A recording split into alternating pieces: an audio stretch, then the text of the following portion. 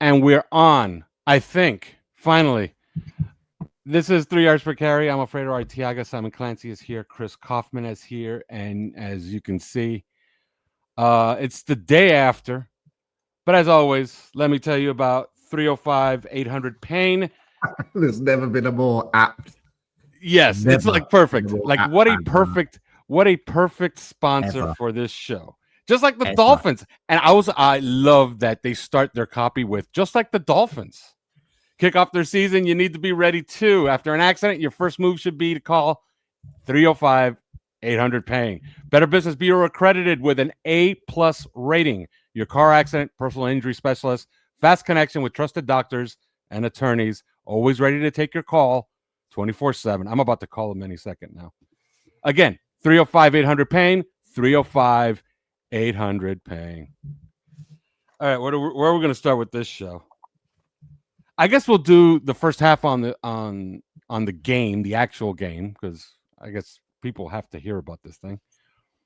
And the second half, I guess we'll talk about some remedies and some things going forward.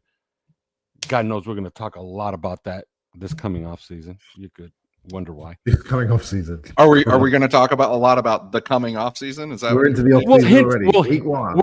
We'll hint at it. Okay. We're in draft season already. Can I just say this is going to show the wrong way around, but on our board of destiny, we are all 0-1 after our ridiculous. And the Dolphins are 0-1. Are any of us going to have a better record than the Dolphins this season? I mean, based on the fact that I think I said I don't think it'd be all that hard. Oh yeah. My God. All right. Well, let's start here. For those of you that are listeners to this show, you know that sometimes I like to come out with a question out of left field. I don't want to ask about what happened on 2nd and 20. Like, who gives a shit? Storm Duck is terrible. We know that already. So I like to come up with a question out of left field and a question that the boys don't know. So that way I get their honest and instant reaction. I'm sold on Lenore Sellers, Nussmeier. Who are you sold on? And sold on, don't give me this spiel like this guy could be good and that guy could be good and I got to watch this guy. Guy you would take right now. Give me a couple of names that you're sure are going to be nice players, good quarterbacks that you would take in round 1 in the 2026 draft. Simon. Okay. I have not watched with any note quarterbacks for people listening thinking, why are they doing this? That we will get to that, but it's clear and obvious that there is a reset coming. You can't get rid of Tua this year. You can't trade him. Or you could do, I suppose, or you could cut him, but the cap hit is something like $75 million. Chris would talk you through the money side of that and yada, yada, yada. But Chris and I were talking about this, actually. We had some technical problems. Chris and I were talking about this. And based on the game last night, the Sunday Night Football with Lamar and Josh going up and down the field, we've talked about this. You need an alien, right? You need a guy that can run, that can throw, that is big, that is tough, that is physical, that can just do things out of structure. And that to me would be South Carolina's Lenore Sellers. There's a long way to go, but he would remind me, Chris, of one of those kind of alien guys. There are lots of quarterbacks over the next 2 years: Arch Manning, Mendoza, the Indiana kid, Garrett Nussmeier at LSU, Drew Aller, guys that we like. Chris loves Taylor Green, the Arkansas kid. Sam Levitt, the Arizona State kid, is excellent. John Mattia is like Baker Mayfield 2.0. And one of the great quotes of the season so far was the Bruce Feldman interview with Mattia, where he was talking to the offensive coordinator of Oklahoma, and he said he told him to watch Joe Burrow because Joe Burrow is the king of the checkdowns, and Mattia just said, "Yeah, piss those checkdowns. I just want to run around and do some shit," which I think is amazing. But yeah, look, it all ties back, Chris, doesn't it, to where we're going as a team? But I suppose for me, I feel like to compete, you have to have an alien, and Sellers, Chris, would feel like that alien to me.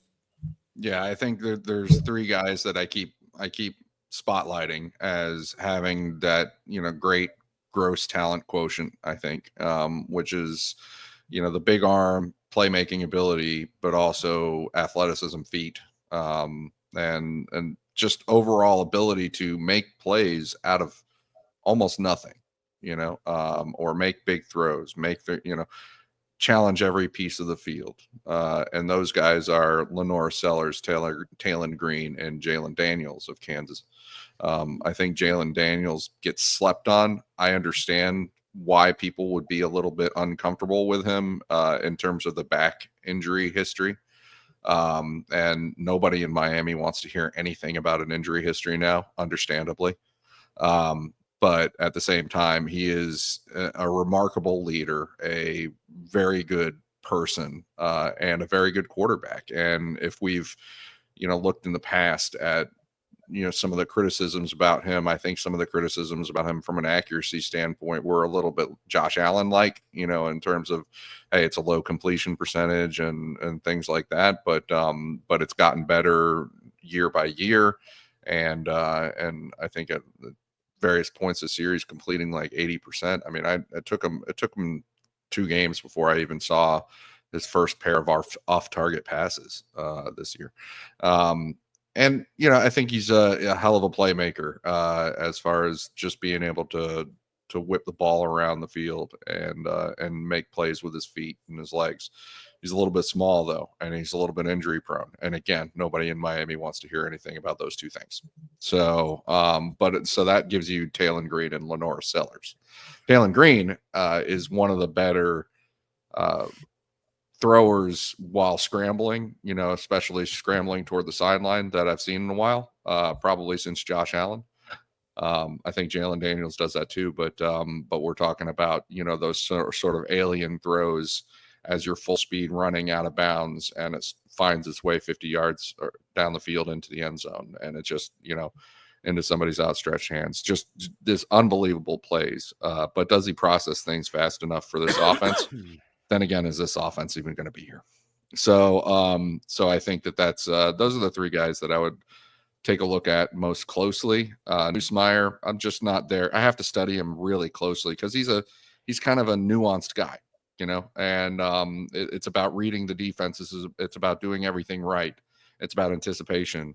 And you really got to study that pretty closely because if the guy doesn't have the alien abilities you referenced, Simon, then that's, what kind of player you're taking, and you have to make sure that you're getting that kind of player.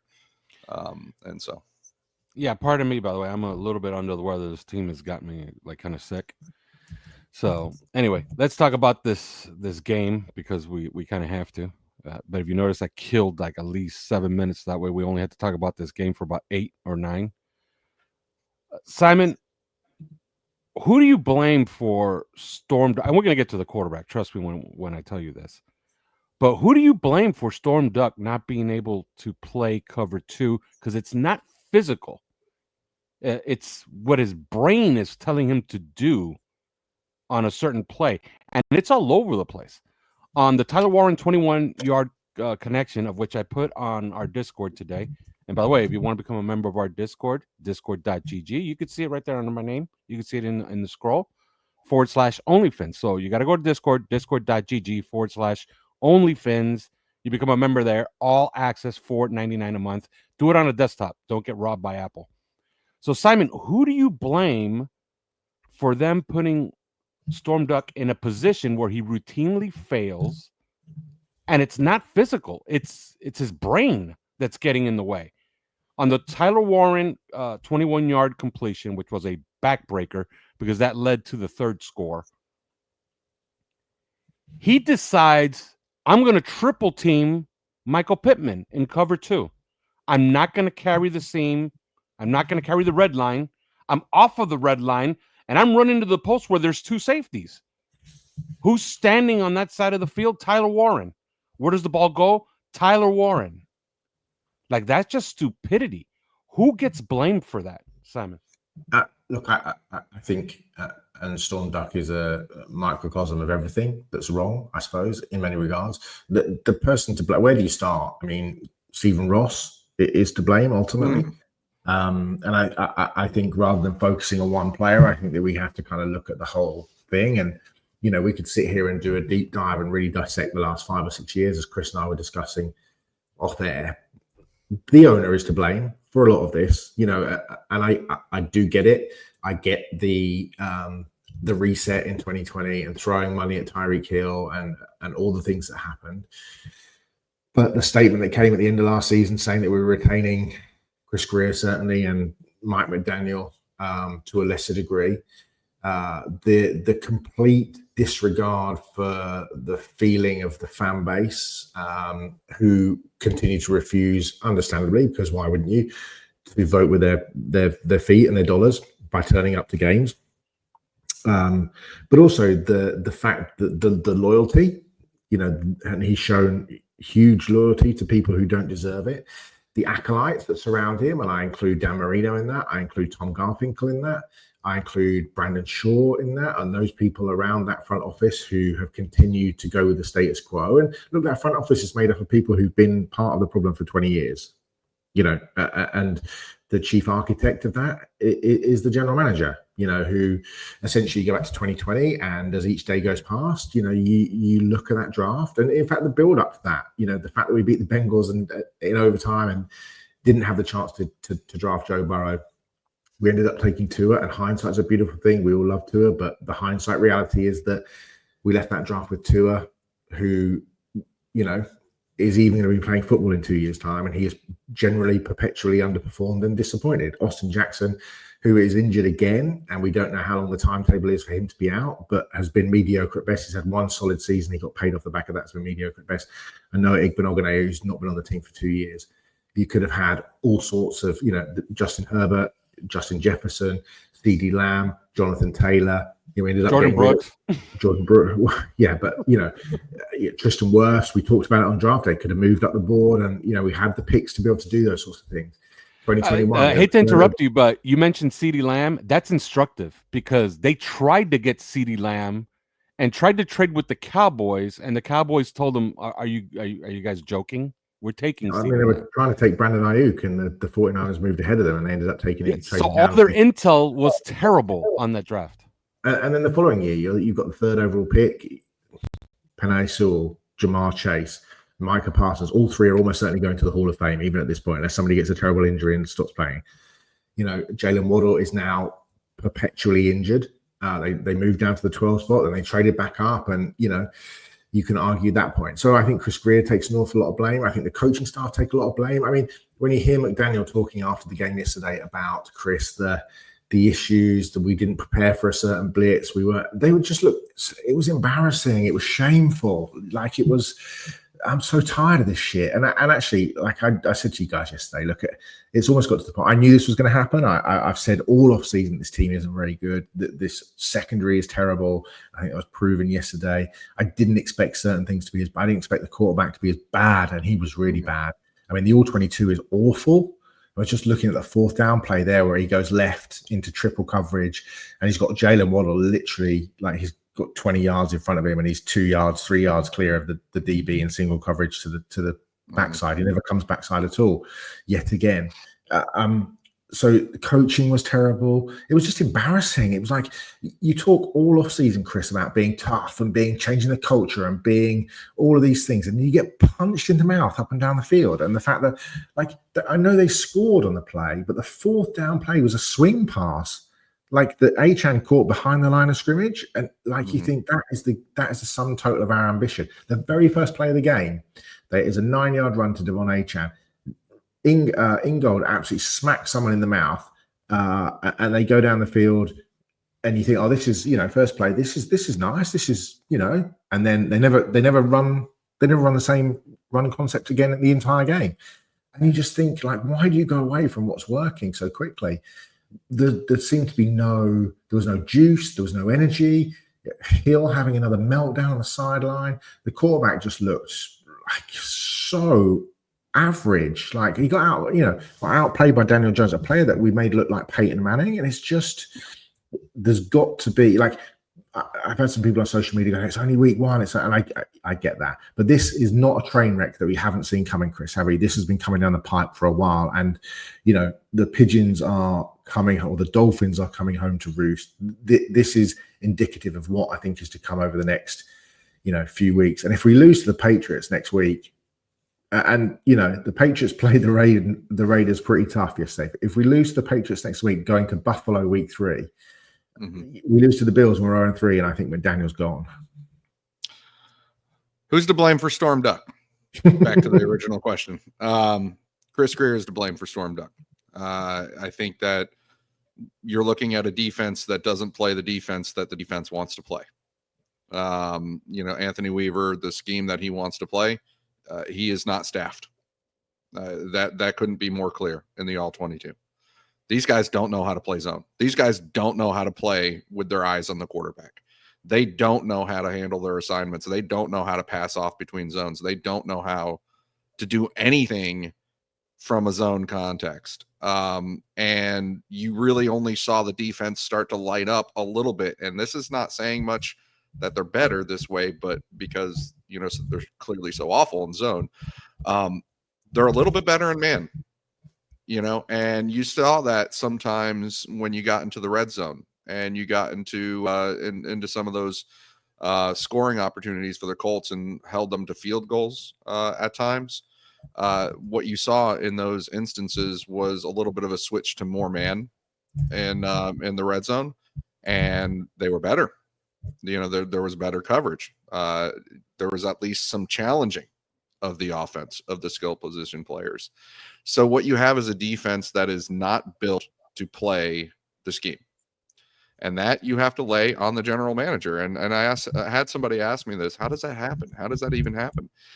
And it's sort of like a comedy of errors. It's just, piecemeal, this thing happened, then this thing happened, then this thing happened. Storm Duck was a UDFA. He wasn't supposed to be anything. It's not Storm Duck's fault. No, it's not. He wasn't supposed to be anything. He played his way into relevancy last year, which is a credit to him, right?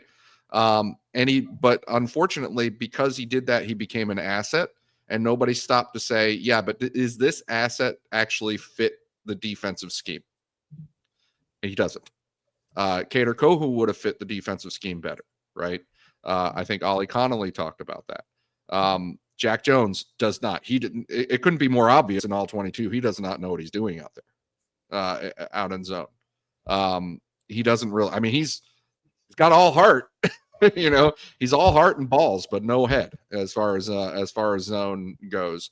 And so what you have is, I think you have linebackers that some of them know how to play zone, some of them don't.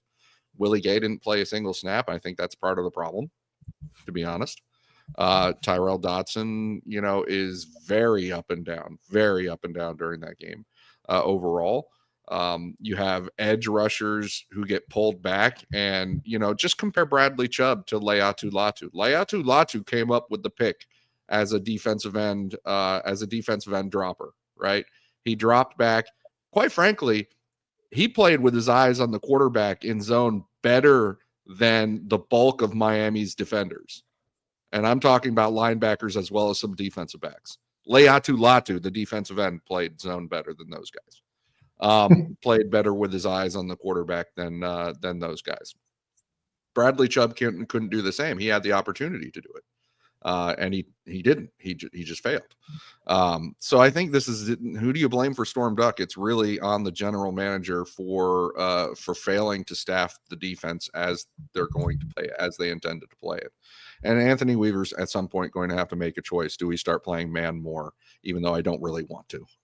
So that there's that. And if we're talking about other things, if we're getting, a little bit broader and we're talking about quarterbacks, we're talking about, the way this thing has failed from the start, clearly we got to start talking about Tua, I think, in a different way than we have been, with respect to how he played in this game. One of the worst games we've seen him play, frankly. And now we start wondering if this is a 27-year-old who is, not in a 27-year-old's body anymore, not in a 27-year-old's brain anymore. Cognitively, it didn't look right, did it? No, he did not look right. And I think that we have to start talking about whether he has post-concussion syndrome, whether he is able to really process everything that is required in this offense anymore, from pre-snap to post-snap. He clearly locked in on his options.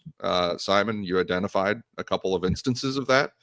And I think that he didn't have the physical ability ever, but that doesn't mean that his physical ability isn't diminishing anyway. What little he had.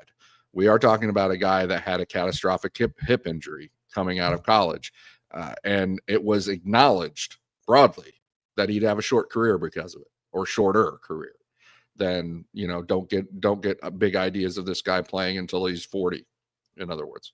That sort of thing. And we have to start asking the question if he's got hardware in his ankles, he's got hardware in his hip, he's taken 5 or 6 concussions, and is the accumulation of these injuries resulting in a player who looks like he should be in his prime but isn't really anymore. And is that how things are going to end for him? We kind of think of, well, he's going to start a game healthy like the Bills game last year, but not leave the game healthy. Like, that's how it's going to end.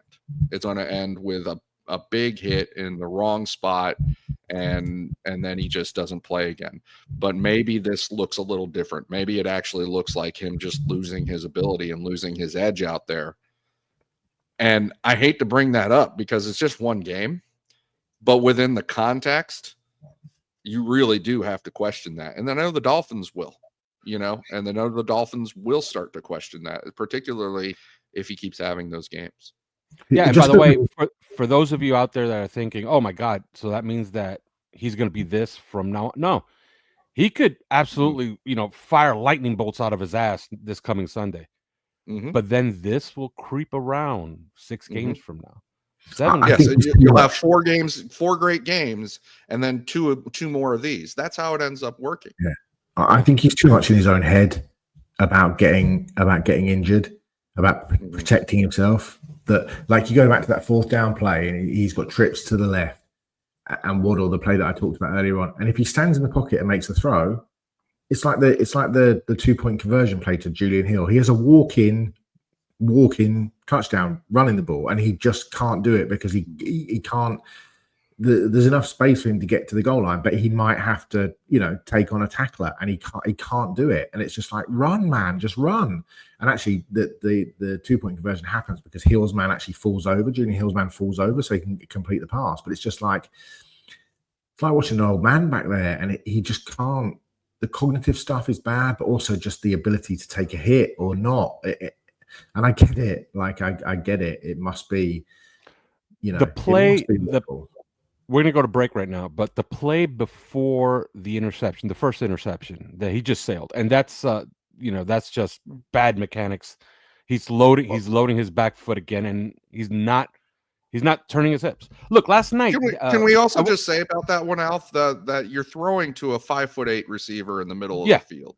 You're trying to layer the ball up and down. Yeah. But he's made that throw before for touchdowns. He has made it. He has made it. It's true, but it is not an easy throw, and we've sort of taken that for granted. Yeah, it is. Yeah, but look, last night, and we're talking about Josh Allen and Lamar Jackson. Okay, last night they were talking about how Josh Allen in year 5 worked with a quarterback coach for an entire offseason because he had problems unlocking his hips and throwing to the left side of the field. If that's Josh Allen that had to go to work on that in year 5, wouldn't it make sense for Tua to still be working on things in year 6? Because he worked on this a couple of years ago, and he seemed to have solved his issues throwing off of his back foot and not unlocking his hips, not driving the football. And all of a sudden it shows up and he sells a pass and it's intercepted. The play right before that, Tyreek does a very, very interesting thing. They simulate like a 0, and Tyreek decides, you know what? I'm gonna break off my route, and I'm gonna run it as a glance behind the linebacker because there could be space. Guess what? It works. But Tua just looks at him and then goes front side and throws to the only guy who's covered, which is Jalen Waddle. And sure, it's a 3-yard completion. Congratulations. I think it's worth. But you might have had a touchdown if you go to Tyreek. I think it's worth making the point that he isn't the only reason why we lost. He was uniquely awful. But not even the main reason. The defense was worse than the offense. But he gave you no chance. But he gave you no chance. No. But rarely does he ever put the team on his shoulders to do that. He wasn't good. The run game wasn't great, but I thought we moved away from it way too early. We didn't get Ollie Gordon involved at all, and it felt like you should have got Ollie Gordon involved. But the run blocking wasn't very good. I thought Patrick Paul was excellent. Savonai was okay, but he wasn't very good. Brewer, I thought, was pretty decent. Right side was a disaster. I didn't think Austin Jackson was very good. Keon Smith was a disaster when he came in. Obviously, Daniels is out for multiple weeks now. The receivers just weren't very good, but also the spacing was bad. The route combinations were bad. It just didn't look. Tight ends were poor. Tight ends were falling off blocks. Like there was none of that kind of getting Ingold involved and just having what's the point of having a fullback and just if you really want to be a physical team, just run the fullback through the middle and smash somebody in the mouth with Ollie Gordon running behind Ingold. Yeah, just do that. And they called it. Look, it was 3rd and 1. They brought in Ollie Gordon. Ollie Gordon runs over a linebacker, and then he doesn't get another snap for the next 18 snaps. Well, you know what was interesting about the very next play, though, on Alf on that one. And sorry, Simon, but that particular drive, the Dolphins kept the same personnel out there, 22 personnel. The short yardage run with Ollie Gordon was 2 tight end with Alec Ingold out there as well. So that was 22 personnel. And this is kind of emblematic of what the Colts were doing defensively with Lou Anarumo, is they had base out there for that 22 personnel short yardage play. They didn't go heavy. They went base out there. And then the very next play, it almost looked like the Dolphins were trying to up tempo and keep the same personnel out on the field to catch maybe the Colts in whatever personnel that they were using to stop short yardage. Except that they didn't actually go up tempo. The Colts did sub out for a nickel, and so you had a nickel defense out there against 22 personnel, 2 tight ends and Alec Ingold, and the Dolphins ran a play action pass to Alec Ingold into the flat. And it was you really, okay, that's your bet. You have 22 personnel out there. You are a lot heavier than that nickel defense right now, right? You are a lot heavier than that nickel defense out there. Jam it right up their gullet, down their gullet. And they can't do that. They run a play action pass to Alec Ingold because they think that he's got a speed advantage against linebacker Joe Bacci. What? Yeah. That's and so I think that they were thoroughly outcoached in addition to everything else. Yeah, they were really badly outcoached. And we're going to get to that now, but we got to go to break first. We have a couple of sponsors here. Welcome back Factor also. But of course, Underdog Fantasy Football is back, unfortunately for some. And Underdog is the best place to make picks and win money all season long. Playing on Underdog is easy. Just pick whether your favorite players will go higher or lower on stats like touchdowns, receiving yards, interceptions, and more. Get your picks right, and you can win up to 5,000 times your cash. And you can play with as little as $1. By the way, tonight, Aaron Jones, 49.5 rushing yards. I like higher. So download the app today and sign up with the promo code 3YARDS. That's the number 3 yards to score $50 in bonus funds when you play your first $5. That's promo code 3YARDS. Millions of fans have already won billions making picks on Underdog. Will you be next? Underdog. Make picks, win money. And, of course, welcome back, Factor. Between busy schedules and summer plans, sometimes all I've got is a couple minutes. Factor helps you eat smarter with tasty chef-prepared meals that are dietitian approved and deliver right to your door. And now with more than 65 weekly meals made for how I live and what I like to eat, I've got even more ways to fit in a real meal whenever the day takes me. More variety, more meals. Choose from a wider selection of weekly meal options, including premium seafood choices like salmon and shrimp at no extra cost. Support your wellness goals. Enjoy even more GLP-1 friendly meals and new Mediterranean diet options packed with protein and good for your fats. Savor global flavors. For the first time, try Asian-inspired meals with bold flavors influenced by China, Thailand, and more. Eat smart at factormeals.com/3yards50 off. That's the number 3 yards 50 off. And use the code 3yards50 off to get 50% off your first box plus free breakfast for 1 year. That's code 3yards50 off at factormeals.com for 50% off your first box. Get delicious, ready-to-eat meals delivered with Factor. Offer only valid for new Factor customers with code and qualifying auto-renewing subscription purchases. Factormeals.com. Oh, and by the way, I had to show this. I had one of those today. Like, check it out. I don't know if you could see it right here. No. Not at all. You can't Great see video. shit. Oh, there it is. There it is. Oh, wow. Okay. Look at that. Okay. Can you guys read that? Great there for the it is. audio only. There, do you read that? Jamaican jerk Alfred's holding salmon up and page. shrimp with stewed black beans, pineapple salsa, and coconut brown rice. Delicious. Telling all our Spotify listeners, can you read that? Can you read that? Well, you guys could read it, and that way they can hear you. You know.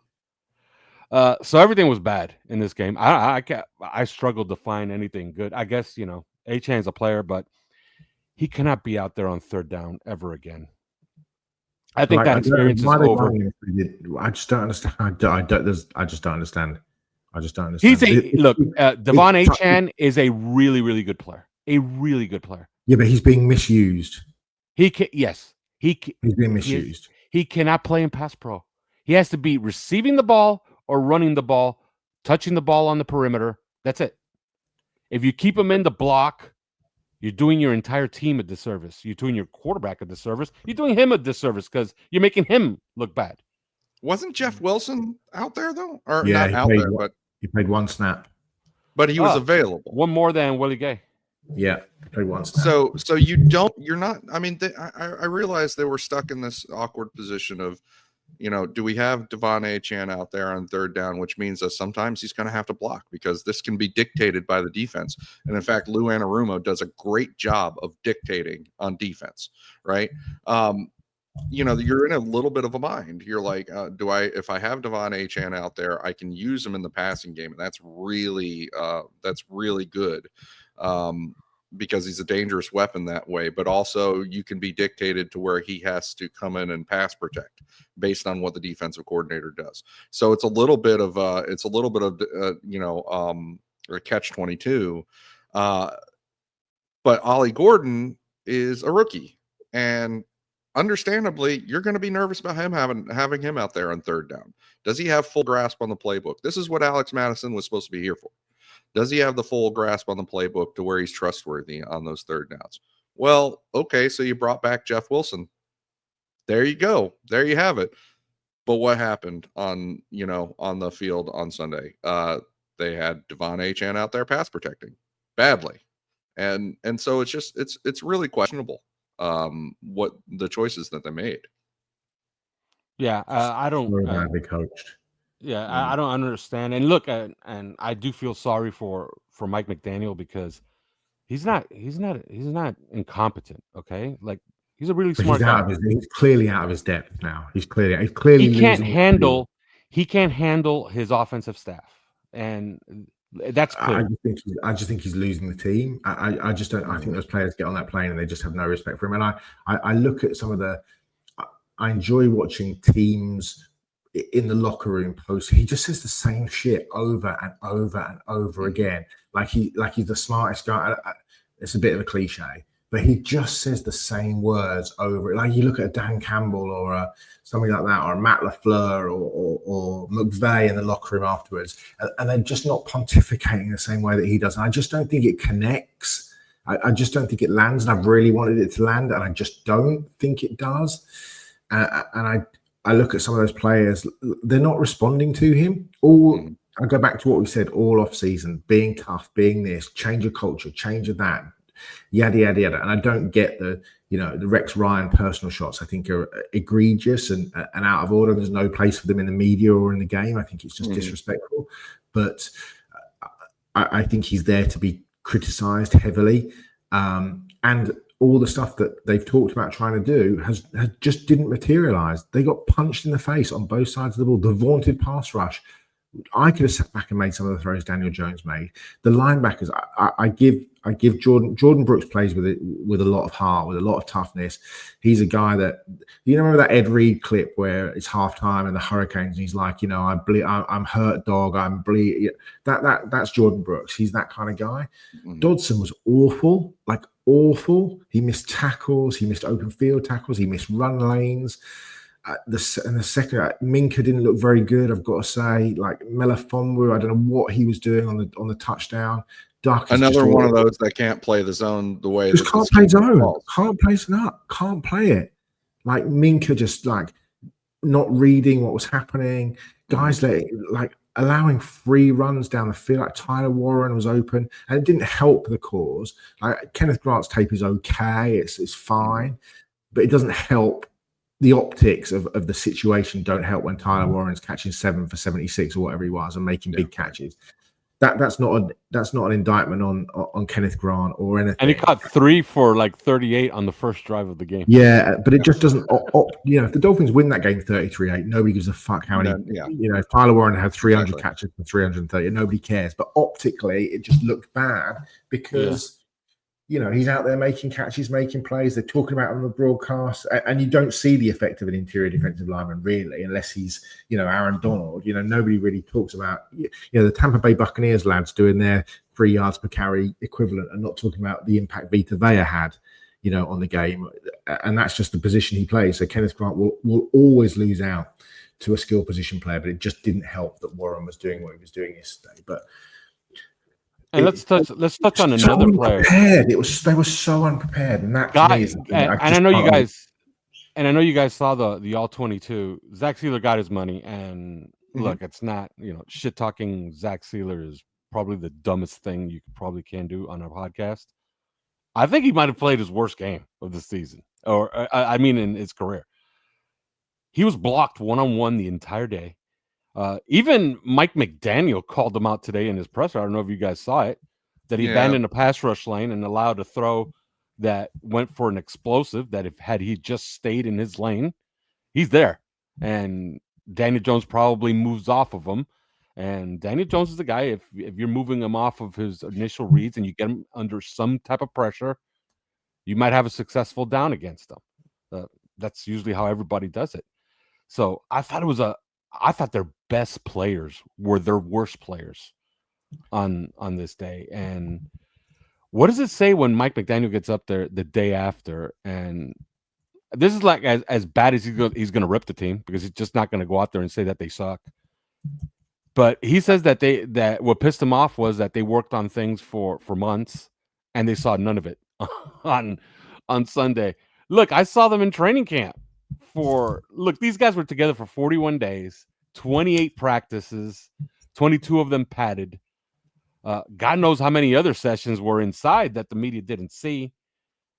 And a lot of the concepts I saw in training camp, that I saw in the joint practice against the Jaguars, they just didn't show up. They just didn't call them. They didn't run them. Like, where were the sail routes that they completed against the Jaguars in the joint practice? Where were all those sail combinations that they kept running with Nick Westbrook-Akine and with Jalen Waddle, especially with Jalen Waddle?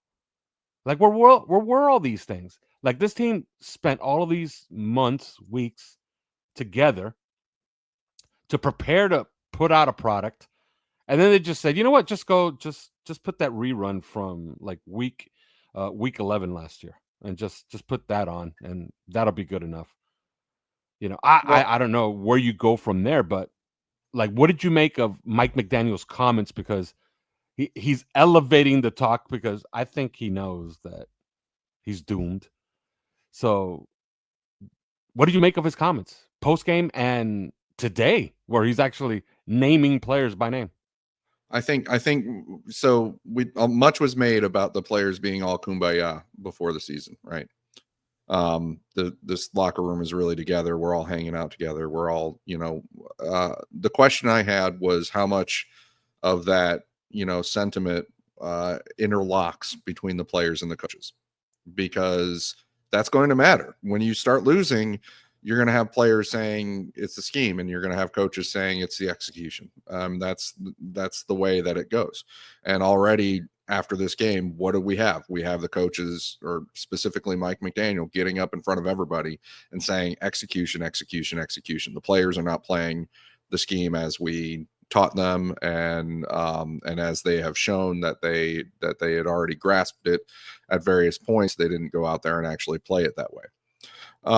I thought that Zach Sealer, first off, when I did the all 22 of the defense, and I was, I specifically did that with a spotlight, because I felt like the defense was the worst part of the day for Miami. That was in some ways, similar to the 70-point outing that the Denver Broncos gave up to us a couple of years ago. And I realize that 33 points is not 70 points, but you also have to understand that was 7 drives. That was 33 points on only 7 drives. And that was 40 more minutes of time of possession on only 7 drives. So point scoring is not the only object of an offense when you take the NFL field. You're trying to control the ball. You're trying to play keep away. So if the Colts had wanted to score more, it felt like they could have. Because they essentially did whatever they wanted to do, except for when they got tight to the red zone and to the end zone. In some of those occasions, had to settle for the field goal. That was some of the only times that they didn't get to do whatever they wanted to do. But I think the defense, Zach Sealer wasn't that bad to me on the All-22. And I thought Mike McDaniel held him up really as a, hey, this is our captain. This is our, the guy with the fresh contract. I'm going to make a little bit of an example. And I'm not going to say it's unfair, because I think Zach Sealer, when you get paid like that, you serve whatever function they need out of you. If you need to be made an example of, then you get made an example of. That's the way it goes. I thought he was doing that for a message to tell the rest of the guys, hey, we'll even go after Zach Sealer. But Mike McDaniel is not a head coach. And this is the problem. He calls the run game like a brilliant run coordinator, I think. He calls the passing game like a brilliant run coordinator. And he calls the defense like a brilliant run coordinator. Which is to say, not at all. He has nothing to do with the defense. So it's very hard for him to circle back around and speak authoritatively from a leadership standpoint and say, hey, Zach Sealer, you really need to stay in your rush lanes, or, talk about all these players needing to mind their P's and Q's in the coverage scheme and things like that. He is very hands off on that defense to begin with. And so he has no credibility when he has to try to circle back around and do that. And this is one of the pitfalls to me of keeping the play calling in his pocket as a de facto offensive coordinator. At the end of the day, you have to wonder, do we actually have a head coach, or do we have a guy who is a brilliant run coordinator who, again, has a passing game that looks a bit at times simple, like it was created by a brilliant run coordinator.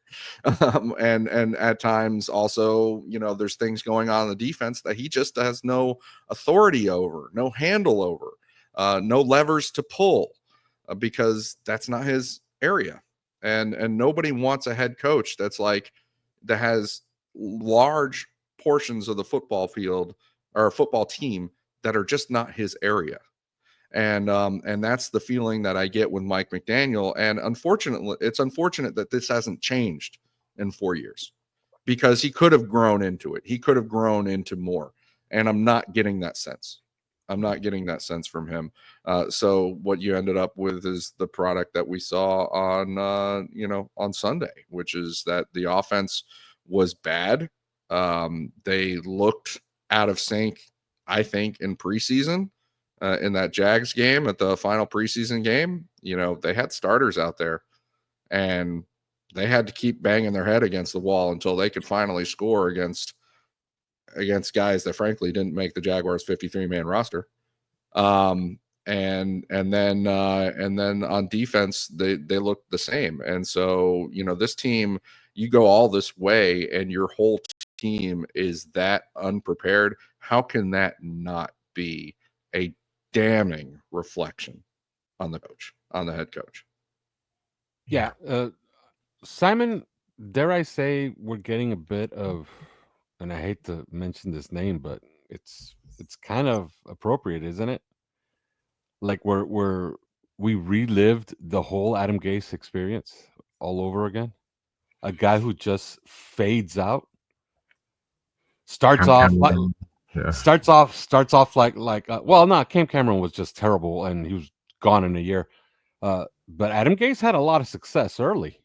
And remember, they made the playoffs. They won 11 games. They looked good doing it. They had a good running game. They found Jay Ajayi. Ryan Tannehill had his best season ever until he tore his ACL. They even got Matt Moore to play well. Remember, Matt Moore scored a pile of points in Buffalo and a pile of points in New York to get them into the playoffs. So they even managed to make a backup quarterback work. And then Adam Gase just slowly faded in the next 2 years.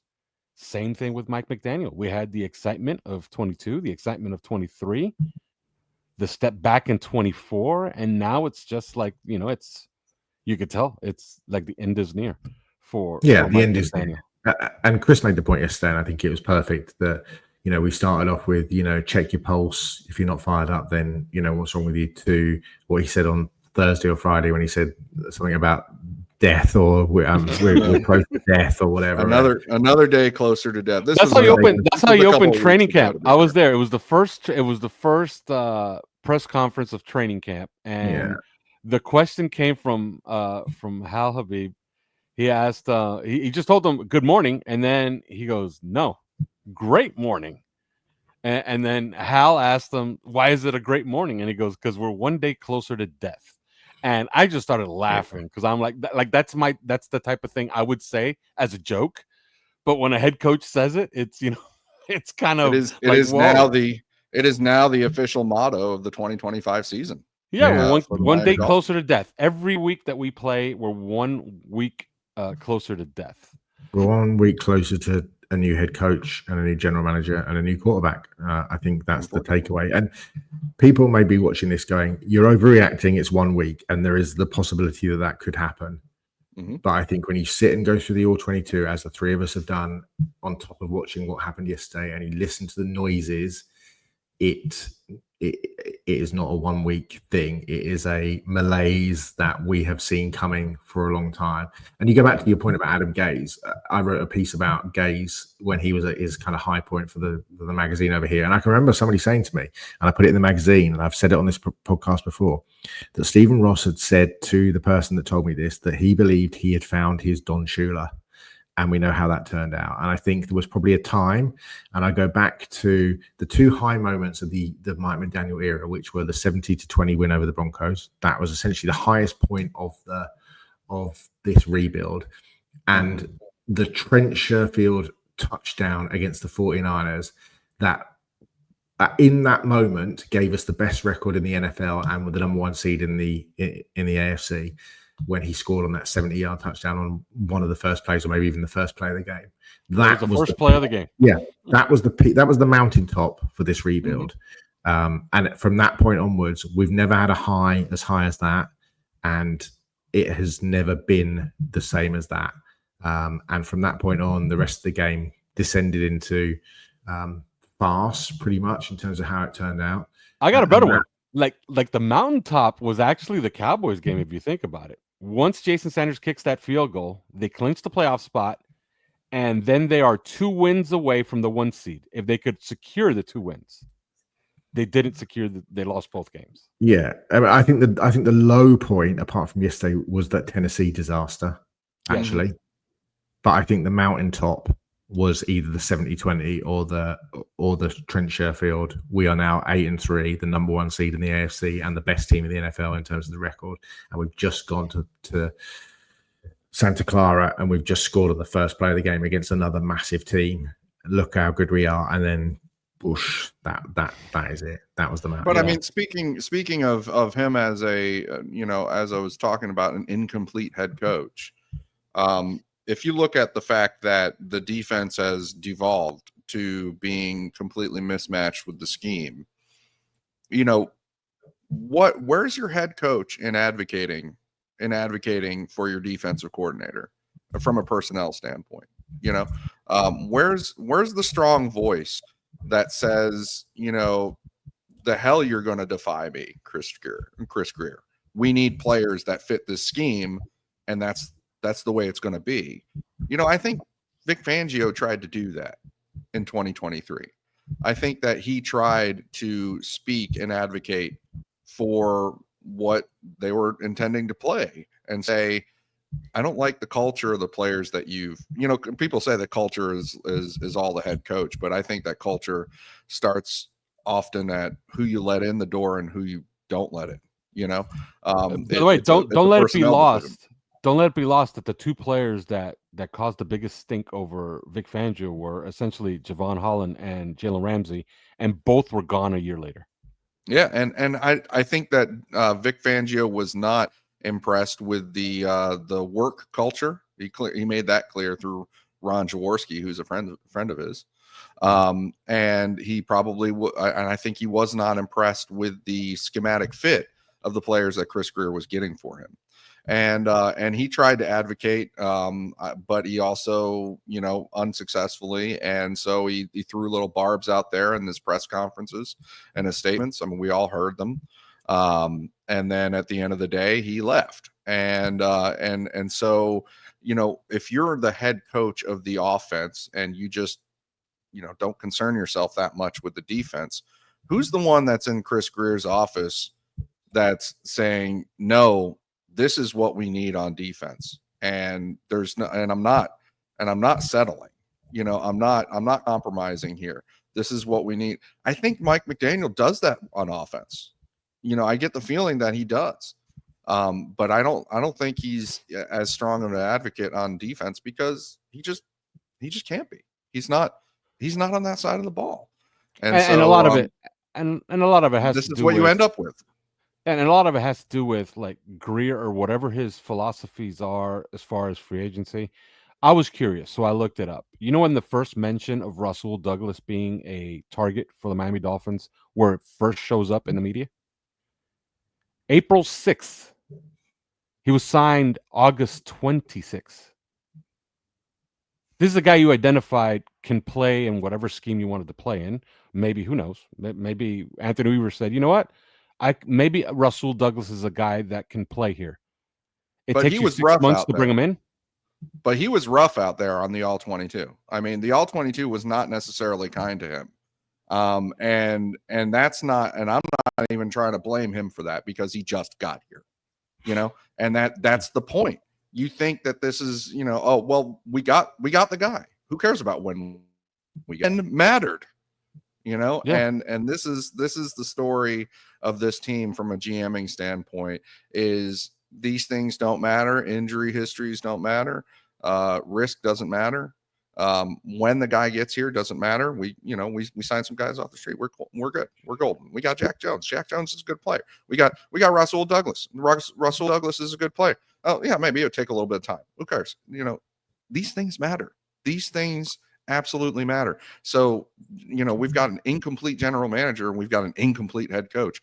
And when things break a certain way in a certain year, this is what you get out of that.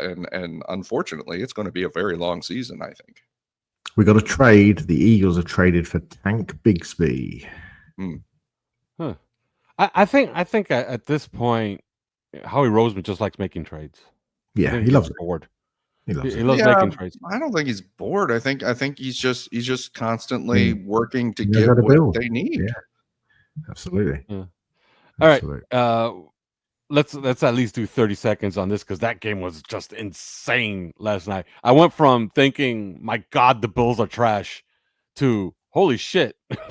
Like they might be the team of destiny all of a sudden because the Ravens are just imploding. By the way, fourth time, and that came on the scroll a little earlier on ESPN. And I was actually shocked that this is a stat.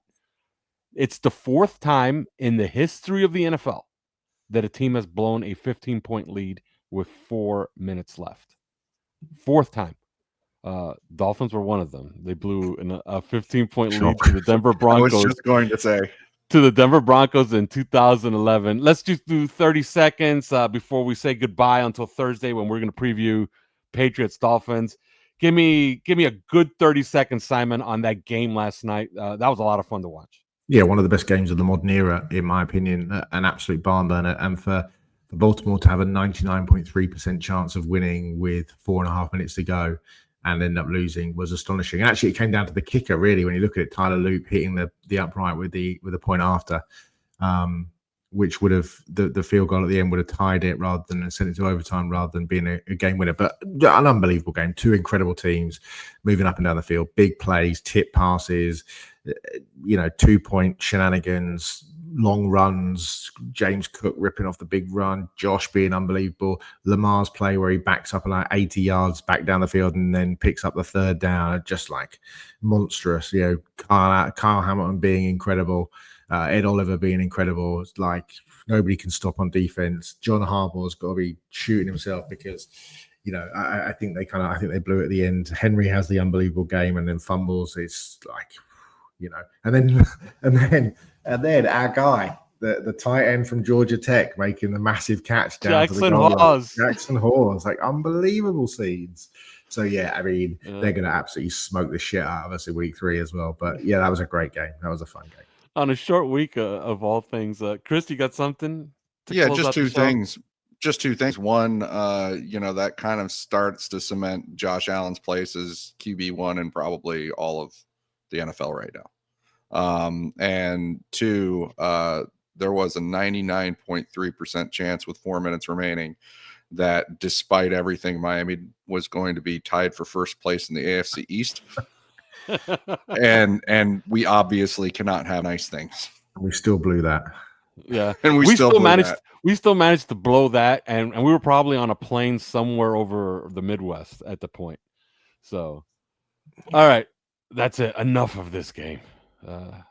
We move on to the Patriots, and the season's on the line, and we'll talk about it on Thursday. But till then, cheers, guys. Later.